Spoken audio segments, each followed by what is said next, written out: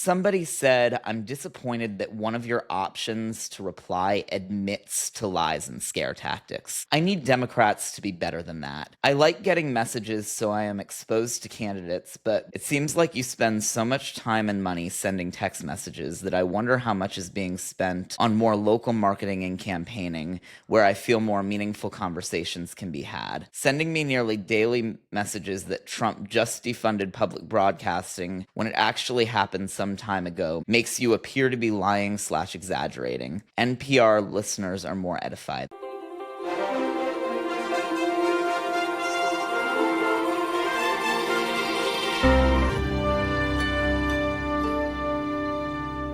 Hello, everyone. Welcome back to Concepts of a Pod. We're so glad you're here with us. Wanted to start out today by reading a quote. Democrats get lowest rating from voters in 35 years. That is the headline from the Wall Street Journal this week. The survey finds that about 63% of voters hold an unfavorable view of the Democratic Party. It's crazy. It's the highest share in Journal polls since 1990. And we've kind of seen the same pattern with our supporters as well, right, Jordan? Oh, yeah. We asked our supporters recently if they approve of Democrats' response to Trump's MAGA agenda, and 72% said no. And again, our focus group consists of an audience of committed Democratic donors who have demonstrated via past giving their support for the Democratic Party. So it really says a lot that 72% of the people who support our party the most don't approve of the direction we're headed in. Yeah, it's highly concerning, and yet I feel like this is something we knew we were going to see, was these polls where we have an unfavorability rating that's skyrocketing, because that's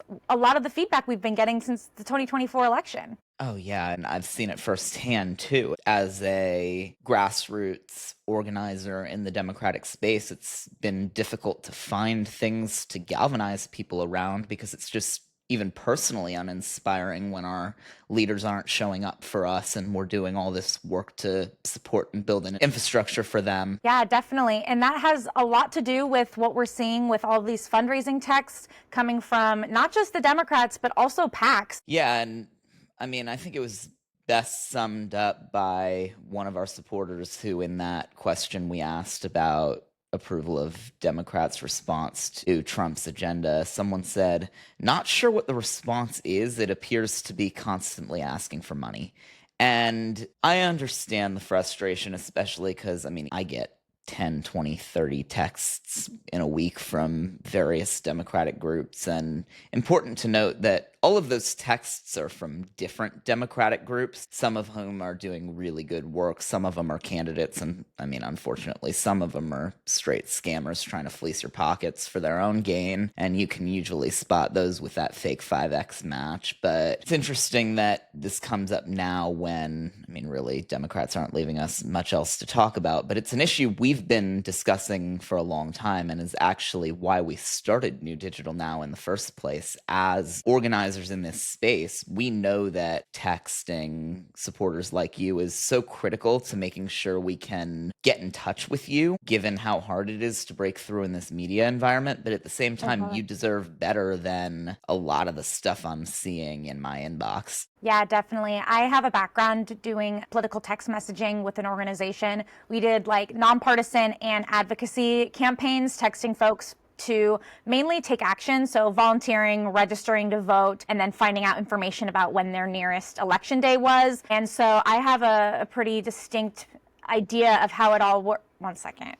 No, you're good. And from what I've seen, we sent out a ton of text messages and they weren't necessarily fundraising. We had a whole different department that did fundraising. But what we're seeing with all of these fundraising texts is we're in the next year following 2024. I don't want to say 2025 is an off year because clearly it's not. There's also a huge election in Virginia and several other states this year. But we are seeing so many different fundraising texts, in addition to more and more candidates announcing that they're running for office in a year or two from now. I mean, did you get a text from Roy Cooper the other day when he announced? Because I did, and I live in California. Yeah, and not only did I get a text from Roy Cooper, but I also got quite a few texts from a bunch of different PACs taking this opportunity to ask me to donate money to elect Democrats like Roy Cooper, which is a classic trick that a lot of scammy PACs who can't speak honestly and openly about their own work do, to tack on to whatever's in the news, whatever candidate launch comes up, without actually giving a dollar or moving a single foot to help that candidate get elected. They're just in it for the money. And it's really interesting what you said about even within one organization that the fundraising texts are a different department from the organizing texts. And it just goes to show how segmented the teams of people who are sending these messages are. Yeah. And oftentimes they're working with overlapping data sets. So even though these different teams don't have insight into what's being sent to you, the viewer, it looks like the Democratic Party is sending a bunch of different messages to you all at the same time, and it's a lack of coordination. And we asked our supporters how they felt about the texts and the emails, and we asked because we've heard so much general feedback about, I wish it would stop, I wish it would stop. But it was interesting when we actually asked the question, only 9% of our focus group actually said they wanted it to stop. 50% said they just wanted better content in these messages, said they wanted real updates. Yeah, that's great feedback too, especially because, I can tell you that Cory Booker was loud on the floor the other day, but we need more information than just these sound bites and these clips and images that are being sent out. And I think that the strategy is falling flat when there's not as much transparency on how it works. I have a feeling that a lot of people, if they knew, okay, if I have signed up to volunteer with this organization in the past and they text me, like, where do they acknowledge who they are in the text message? Where do they say they're from? Is it saying they're a volunteer with an organization? Are they signing it with like PAC or a special name, or are they signing it as actually the Democrats or actually as the candidate? And that's another way you can kind of decipher which is more legitimate and which is somebody that maybe you don't necessarily want to give money to because you don't quite know them as well, you're unsure, or you don't recognize their organization name. Because these groups, every month, it feels like there's more and more that pop up. And it's just getting harder to figure out what is actually messaging from the Democrats and what is actually messaging from every single organization, nonprofit, PAC, others that are texting us, and learning how to kind of split the two and not make a general assumption that the Democrats are just going crazy and trying every different messaging tactic in the book. They're not. They have some strategy, but it's good to keep in mind that these scam PACs text messages are huge, and they are making things harder for the rest of us, both like on the Democrat side and the Republican side. There's grifters on both sides, essentially. Oh, yeah, it's horrible. It is really a problem, and it makes it so much harder, too, when combined with these implications and shifty wording to make you feel like the message is coming from the actual Democratic Party.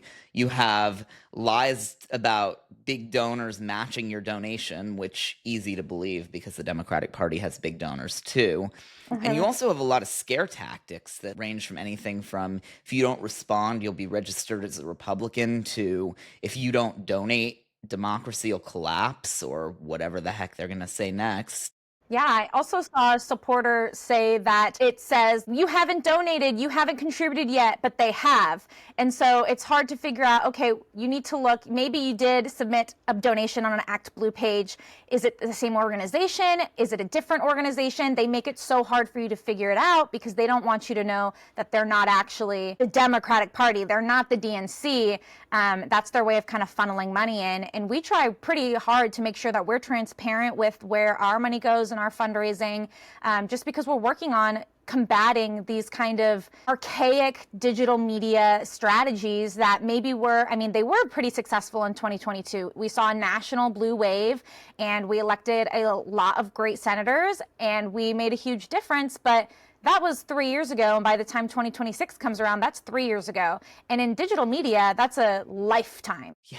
It's a really important point, too, about all the different work people are doing and being honest about it. Because part of the problem for a lot of these PACs, too, I mean, some of them are straight up scammers and they need to go, but some of them are actually doing really important work. And I think of like Voters of Tomorrow or Yes. any of the youth PACs that are investing mass amount of resources into a very specific organizing goal. And I mean, that's what we're doing here at New Digital now with the texting space is we're investing your donations into building this media platform that you're seeing here and being a part of, all based on our own technology to make it easier for future Democrats to send messages that ask for genuine feedback and respond with direct to camera interaction like this. Because it's interesting, one of the multiple choice options in our focus group was that the main problem people had would be with the lies and scare tactics that some Democratic groups used. And that was the option that 50% of people had chosen, saying they wanted to see better content. And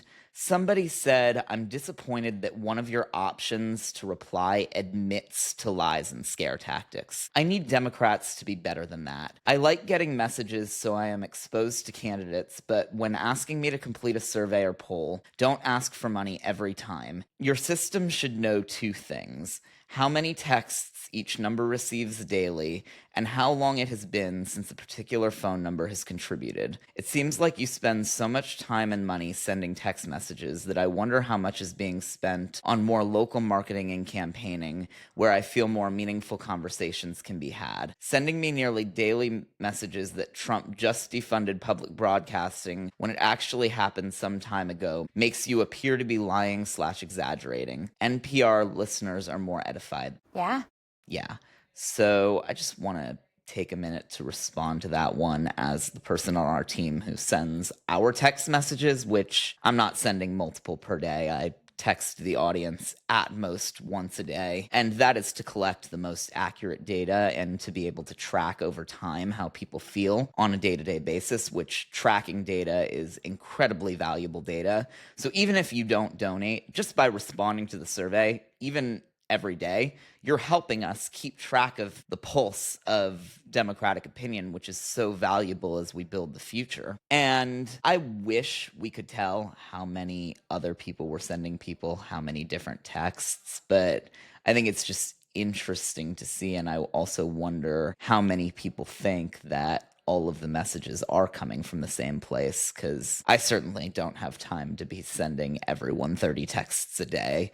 That would exhaust me as much as I'm sure it exhausts you. Yeah, exactly. And I also want to clarify something. When I mentioned earlier talking about how the fundraising text with this organization I'd worked with previously was coming from a different department, the way we kind of separate and identify both those things is the SMS texting. That's texting that's probably coming from one team, whether it's the digital team, the digital fundraising team. That's a little bit more automated.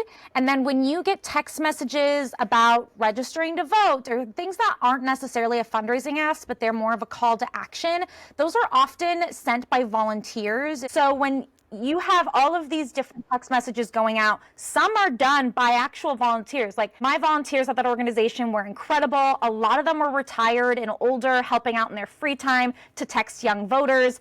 And so it becomes harder as a voter or as the audience to kind of decipher between, is a real person actually texting me or is it more of an automation? And that's when you get more frustration and then more angry texts that go to volunteers, and then even more just kind of frustration from the volunteers. And then we start to see a higher flake rate. People stop showing up because they get this vitriol in their mailbox because they're getting so many text messages. And so then it kind of hurts your organizing program as well, because there's not enough transparency, I think, with the average everyday voter about how it works. And also, we're not self-regulating ourselves enough as just organizations as a whole. Like, we should have a standard that we as progressive organizations hold ourselves to when it comes to this kind of outreach and this kind of digital work. Yeah, no, self-regulation is so important because so many people are getting so fed up to the point where Apple's actually taken notice. Yep. And this was announced in their WWDC conference that they would update iOS to filter out messages from unknown senders. And while I understand the desire to have that, I also am worried because that is a very broad stroke approach that will make it almost impossible for anyone from those volunteers to fundraising programs for legitimate PACs to even like our focus group will make it harder for us to collect this data. Yeah, And exactly. that need for self-regulation is so important because a decision by a big tech company is not going to have the best interests of anyone but their bottom line at heart versus Uh-huh. us as the activists need to be able to use the tools we have to the best of our abilities without burning the goodwill we've built with the supporters. And I think that having a human at the other end of the line is actually a good way to go about it and maybe a good standard that we could use because Apple's filtering unknown senders is probably going to backfire just from a tech perspective. It's going to be a matter of time before someone misses something about an important doctor's appointment or something from their apartment building or a missed payment that's going to lead to someone's credit score getting hurt. I don't think that just on a technical level that blocking any unknown number is the best approach here.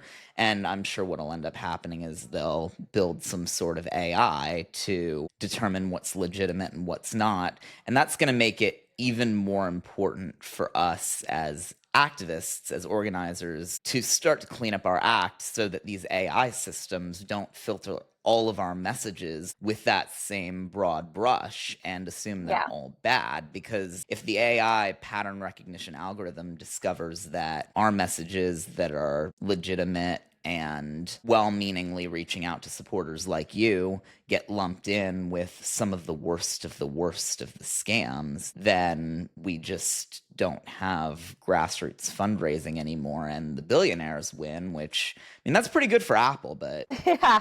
I mean, they weren't they at the inauguration anyway? yeah, Tim Cook was there. I mean, he looked reluctant, but he was still there. Still showed up. And another thing that is on top of mind when we're talking about how it'll filter even the good messages with the bad when you kind of have these unknown numbers texting you, just because it's so recent. I live in Los Angeles. This year there has been a lot of emergency alerts. So we had a ton of fires in January. I'm sure a lot of our listeners and supporters are well aware of that. And then this week there was a tsunami advisory. That was my first ever. And so in order to kind of get emergency alerts, iPhones have that kind of pop up that alarms you, but I also am signed up as a lot of other residents in Los Angeles with the LA alert system, and that'll text you from an unknown number if you don't save the contact. So there are things like that, like Ooh, emergency alert, yeah. find higher ground, a tsunami advisory at whatever time of day. That shit's going to be filtered, and that's what worries me as well. Is we're talking about doctor's appointments, two-factor authentication like you've mentioned, and then also these emergency alerts. So at what point do we as the organizers on the progressive side try to make sure that we are not setting everybody else, including ourselves, up for failure because we can't stop sending text messages, which I think are, the more we use them, are becoming a little bit more out of date for fundraising anyway. Yeah. Or here's the thing, the way people are using them is out of date, but at the moment, until we create something better, and we are working on that, by the way, we're working on making them obsolete. But for the time being, they actually are the most direct way that Democrats can reach their most ardent supporters. Because we don't have a Breitbart. We don't have a Joe Rogan show. We don't have Charlie Kirk. We don't even really have a Fox News. No, we don't. But if we can turn our messaging into that, we might actually be able to get somewhere. Yeah. Or you can just take the Republican approach, which I guess you can do if you're in power and have no morals, that the National Republican Senatorial Committee, the NRSC, issued a memo to interested parties, aka the press, about how Apple's changes would lead to $500 million in lost revenue for the NRSC and that they strongly urged Apple to change course. Yeah, and to clarify, when I say it's becoming archaic, I mean the way we're using it without kind of innovating ourselves and without that self-regulation is going to become, it's going to make it obsolete if things like this Apple iOS filtering it. And there are more things that could happen down the line with other big tech companies as well to make it harder and harder for Dems to connect. I mean, we already see it with Twitter when Elon Musk bought it and he suppressed a lot of progressive messaging and he uplifted, I mean, some of the ads still on Twitter/X are literally Nazi propaganda. And so they are already kind of taking over these other aspects. And if we don't come together and really try to problem solve the way we message and the way we utilize this tool, it's just going to become something that is no longer fruitful eventually. Maybe not today, but a couple years down the line, we're going to have a problem. Yeah, we don't know whether or not this Apple thing is going to be the death of fundraising texts, the death of grassroots fundraising. I've heard it a lot about a bunch of different changes that have come into technology, and people adapt. And our goal and our hope is that we can take this moment to adapt sustainably, because realistically, the update doesn't come out until middle of September. So we have a month and a half until we even know what the impact of this is going to be. And Apple could change their minds on what they're going to do up until the last second. I mean, it's possible that they just cave to the Republicans because they're scared of legislative blowback and the NRSC gets their way on this and we never hear about it again.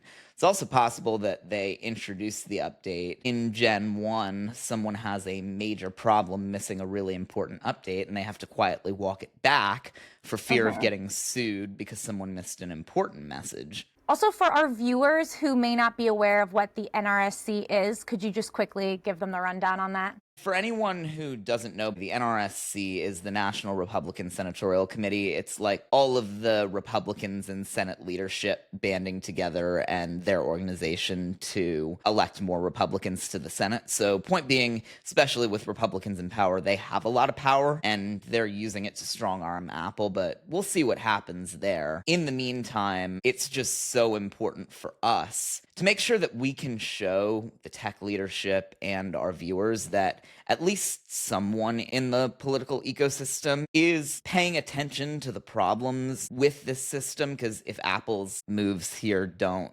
kill it, something else will if we don't change course, as you said. But the timing here really isn't great, to be honest, with those state level elections coming up in November and the changes coming in September.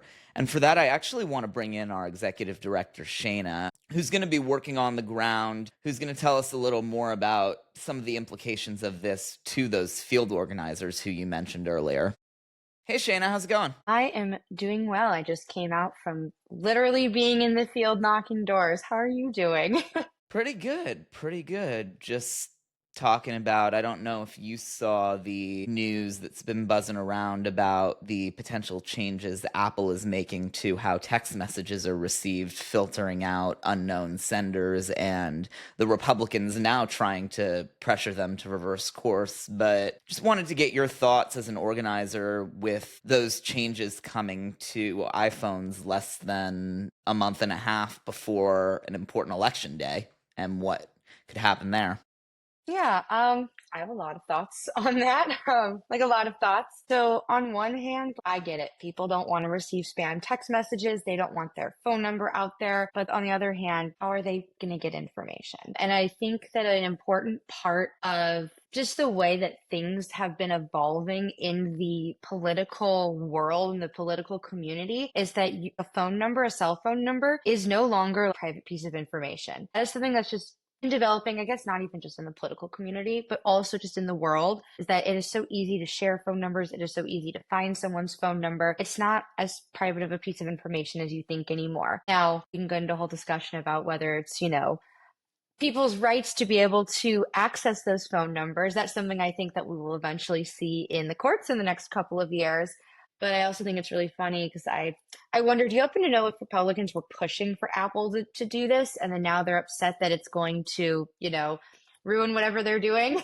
No, Republicans weren't pushing Apple to do it. It's something Apple's been working on for a while. It's an option currently on the iPhone to turn on filtering unknown senders, which it's fine. If you want to filter your inbox by choice, whatever, but I just think that it's a bit of an overly broad stroke, especially given the number of legitimate senders who use text messages for important security things. And the Republicans now are just afraid of what it will do to the grassroots fundraising programs. I do find it interesting, though, that they're the ones crying foul about this, given that they're just fine with all their corporate big money donors. And the people who are really going to be hurt by this are the progressives who have made pledges not to take corporate money like us. Like, we are a PAC, but we are not a corporate PAC. And we intentionally only take contributions within the individual contribution limit because we are funded by small dollar donors like you. And right now, texting is the most effective way for a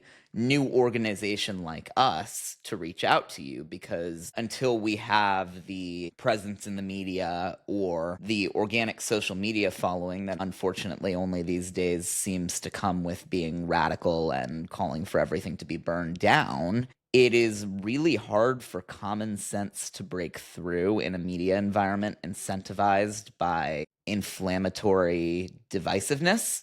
Rage bait. Yeah, rage bait. Yeah. That's a better way to put it. Yeah. Yep. I was Yep. trying to say it eloquently, but who wants eloquence anymore? Call it as it is. It's rage bait. Something I am concerned though about, like, just stay on the Apple filtering text messages for a moment. There is a whole process, which I think I've talked about before in one of our previous episodes, I think maybe last year or something, about how campaigns and organizations sign up to send text messages. And there's a whole system you have to go through to become like a verified sender, essentially. I'm really hoping that Apple is going to work with the different carriers and with Campaign Verify, which is the organization that does the verification for sending out text messages, to make sure that if you are a verified sender, that you're not going to get blocked from sending out, text messages to people.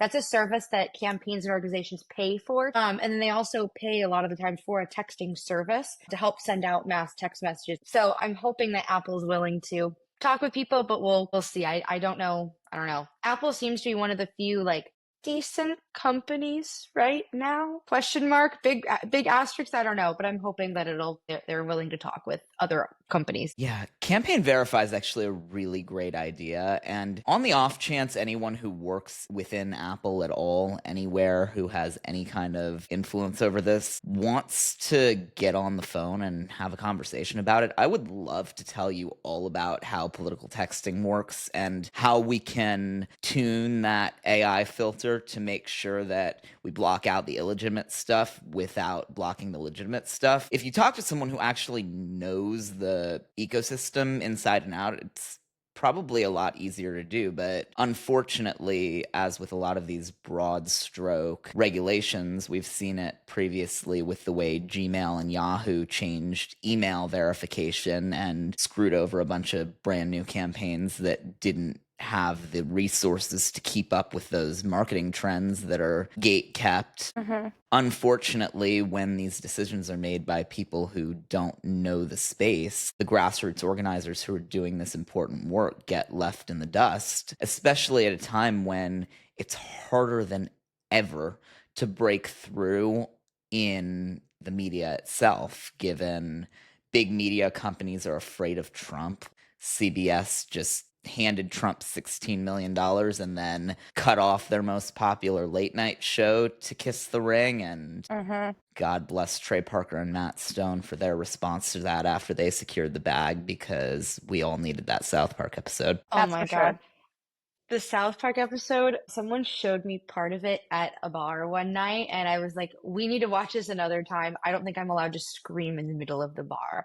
I was like, I couldn't believe that. I know South Park will take it there, but they must have been saving their pennies for whatever lawsuit is coming at them from the President of the United States. And you know what? I'll personally donate to South Park's legal fund to help them out. They don't need it, though, because they pulled off one of the most brilliant entertainment business moves I've seen in a long time. Sequence of events here. They signed a $1.5 billion contract with Paramount for South Park to be renewed for 5 years, and they maintained full creative control. So even if Trump wants to sue the network over this, they can't touch the creative team. It's all in contract, and Beautiful. they can't fire them because the contract lasts longer than Trump's term will. Let's hope. They're so smart. They're so smart. Yeah. God, I don't know. I mean, here's the thing. His second term will be up. He'll try for a third and lead to a civil war, but Yeah, the Civil War right now is the cold Civil War of political text messaging. That's my thought. yeah, but I mean, really, we do need to put our heads together, and we, New Digital Now, as an organization, are taking the next month while we figure out what's going to happen next in this arena of cyberspace to figure out a more sustainable way forward, because we need to use our technology not just to reach out to our supporters, but to organize in the field of new media on YouTube, TikTok, Instagram. Those algorithms are all fueled by coordinated behavior and coordinated attention. So a lot of these right-wing influencers, the reason they all go viral is because they all post the same stuff at the same time, so that when any one of their followers sees it, the algorithm then shows them more of what they just saw, which is these other influencers who have coordinated this messaging. And we could use these text messages to get our audiences watching much better content like this podcast and send it out. And you guys, just by watching this video on this text message through our website, you are helping us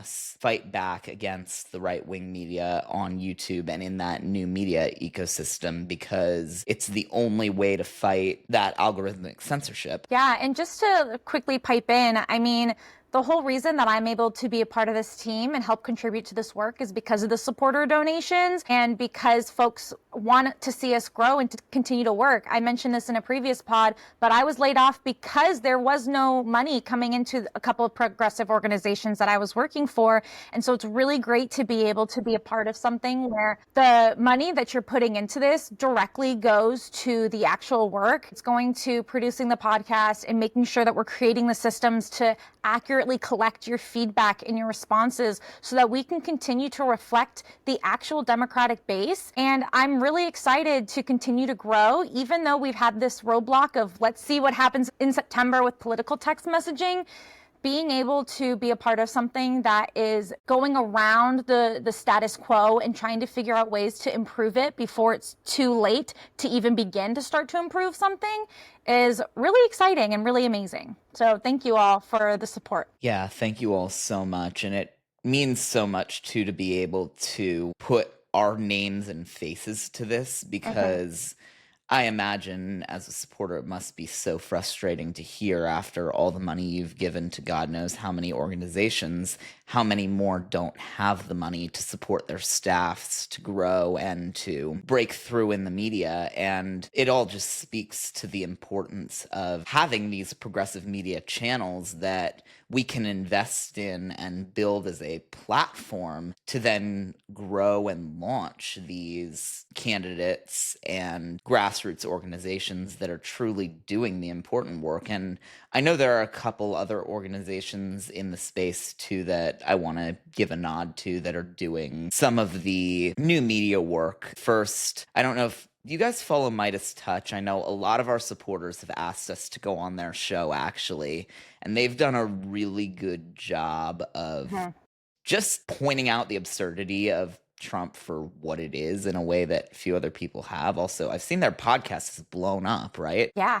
They're getting more and more popular, especially I would say in the past 3 years, which is fantastic because it's becoming more competitive with some of the other stuff we're seeing, like Joe Rogan and all of that crazy stuff. Yeah, and then, of course, we have your old friends and Hunter Biden's old enemies, who I think we've mentioned and criticized a couple times, but I think are starting to turn their big ship in the right direction with some of their YouTube strategy lately. The Pod Save America guys over at Crooked Media. Yeah, definitely. I was really excited to see that they've announced their Crooked Convention, CrookedCon, this past week. Should we go to that? Honestly, I think that'd be fantastic. I'll connect and see what we can do. But if anybody as a supporter of ours is going, let us know. I think that's a really great opportunity to kind of discover more folks in the political media realm, a lot of new folks who are trying to grow something important, just like us. I know that we always kind of say we need a Joe Rogan of the left. But the way that Joe Rogan works is it's not just him. There's dozens of him. So we need dozens more crooked medias and new digital nows so that we can continue to build and then also work together. But I'm really excited again to see the Crooked Con because that's something they've been working on for a couple of years now. And I honestly think now it ended up being the perfect time to do this. So I'm really excited to see that. I'm really excited to see who the panelists and the guests are going to be. And who knows, maybe one of us or a few of us will also be there. Yeah, if you want us on a panel, Crooked, let us know. We'd be happy to do it. Yeah, Deep dive on the text messaging. Yeah, we'll talk about, anything, I guess, but we'd also just love to meet any of our supporters. I think, sometimes a lot of the people who are in the political media space, like really up high, and politicians forget that they are supposed to be people representing people, just like we are here right now. And we're doing our best to try and help raise up people's voices. Most people in the world are just regular people. We are regular people. We're doing what we can to help you, and we would love to talk with you in person and meet with you and figure out ways, that we can be more involved and just be more helpful. All of us come from incredible different backgrounds within the political sphere, and we just want to be able to put our skills to like the best use, And beyond that, just be more connected. Because especially in a time where social media has us, even though we're seeing more people than ever, we're also more isolated than ever, scrolling through our feeds and missing out on what everyone else could be doing. And especially when there's so much propaganda being fed into our phones, the only way to combat that is to connect with people in real life and discuss our experiences of what's going on around us. Because with so much happening all at once, with Trump doing so much damage, sometimes you miss the little things. And I mean, perfect example, over the weekend, my in-laws were in town and my wife and I took them to the National Portrait Gallery, and we went through the Hall of Presidents, which I hadn't been in a couple of years. And it was interesting when we walked by Trump's portrait in the portrait gallery, they had changed the inscription on the portrait describing his presidency. And these inscriptions are always pretty neutral, but I had remembered very distinctly in 2022 seeing a mention of January 6th and the insurrection he incited. And the new inscription was paved over to say he was accused of these things, acquitted twice, and mounted a great political comeback. And I'll put up on the screen the exact inscriptions before and after, but it's just even that little bit of revisionist history. It's like we're living in 1984 and we need to connect with each other before we lose the ability to see what's going on around us. Exactly. Yeah, this isn't a NASCAR race. Like, it's not about who wins and has a great comeback. These are real people's lives at stake here, and real people who are suffering. I know we could probably get into that Also, another time. There's a lot of that, but no, but this is more than that. This is a real and once great country that is under attack, has been under attack for over 10 years and doesn't even know it. I mean, forget where I saw some military analysts said that the 2016 Russian interference in the US election was the most successful intelligence operation in modern history. And it's true. Without even taking a shot, Vladimir Putin landed more damage to the US federal government, and more importantly than that, to the American identity, by injecting our politics with such a divisive figure and boosting him through social media that we don't have our American pride anymore. I mean, Democrats are afraid to display the American flag for fear of it being too Trumpy, while Republicans manage to claim both the American flag and the Confederate flag under the guise of patriotism. Yep. We're completely losing the American identity of what it means to be just an American. Like you said, there are so many different ways that, like, I wore a little American flag scarf on 4th of July this year. And even I was like, ooh, I hope this gives Democrat over Republican, which is so silly that, especially even since 2020, that the American flag has kind of gone to become more of a symbol for Republicans. And I think that has to do with the fact that we've all had like a mass migration online since the pandemic. And it's time to kind of reclaim that. I know there are a lot of folks who want to do that. I was so excited to see so many American flags and American flag design and patterns at the No Kings rallies. But Yes. I think just in general, like, I even want to put out, every year growing up, we had an American flag hanging outside of our house. That's just kind of what you did. And now, like, days, I don't even see it that much. Like, there's just no flags around. People are just either worried about being associated with the fascists, which is completely valid concern. I mean, there is a lot to stand against, but they're also worried that people might think that they're Republican and maybe vandalize their home or whatever. We're seeing folks that are like hyper vigilant about their Teslas that they own and whatnot. And not to say that there is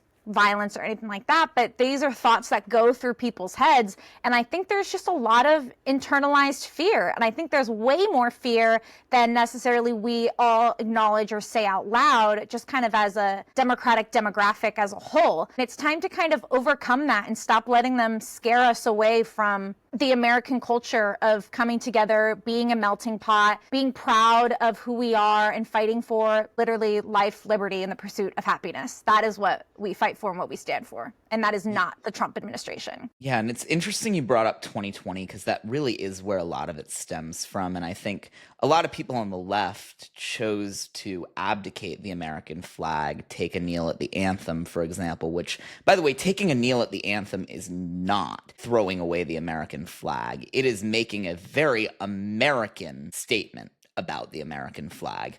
And the freedom Exactly. to display that gesture in front of the flag. That is patriotic. Dissent is patriotic. And I say the kneeling in front of the American flag is how I got my original start in politics. I organized my marching band, the high school I went to. It was required and written into our curriculum that we had to perform the national anthem on the field at every home football game, but not every other sports game. And I was like, that's not cool. So I threatened the principal that I was going to have the entire marching band kneel on the field while we played the national anthem. He freaked out. Teacher said if we did that, we were going to get a bad grade. And all of us were like, okay, whatever, we'll take the bad grade. And we ended up coming to an agreement that if you wanted to kneel, you had to do it on the sideline and you wouldn't play.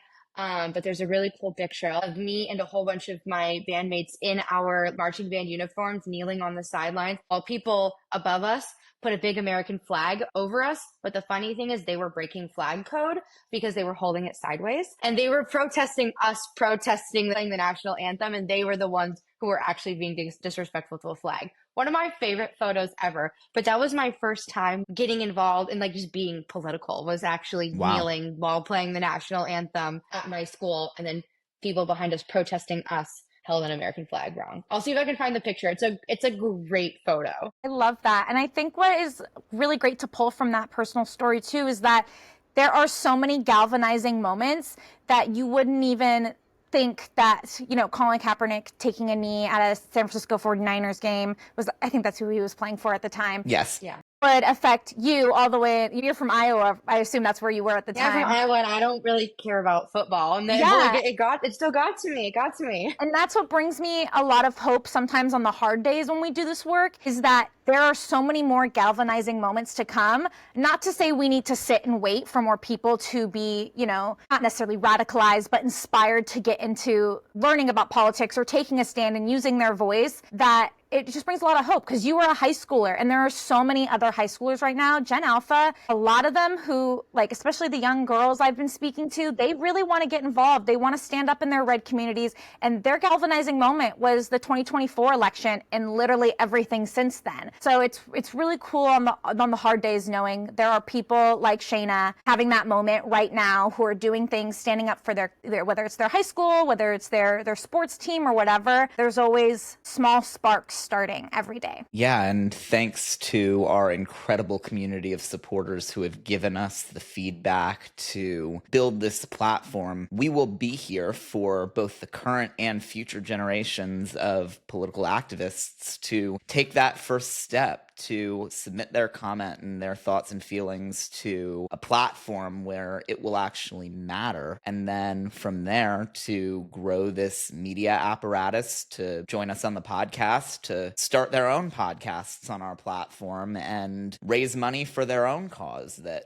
they care so much about. We are building the tools to help anyone who really cares do it the right way. And it's all thanks to you. So let us know what you think in the comments. Let us know what you want to see us do next. Let us know what you want to see us cover on the pod, who you want us to interview, who you want to see join us, who you want us to work with. We look forward to hearing from you. Yeah, I just want to leave one last little wisdom nugget here. No matter when you want to get involved in politics or you've been thinking about it, there is no action that is too small. Even if it's just liking someone's Facebook post or deciding to repost something or to reply to one of our surveys or to leave a comment or like one of our YouTube videos, I promise you, it gets easier to speak up and to speak out. It's not easy. There's no action that is too small. Yeah. No, I mean, all of this started with a phone call one day. We should do something. We should fix this. And one small action after another led to over a year and a half now. We've built all of this, and that's how we get out of this together. Exactly. Yeah, so thanks for sticking with us, and we'll see you next time. See you next time.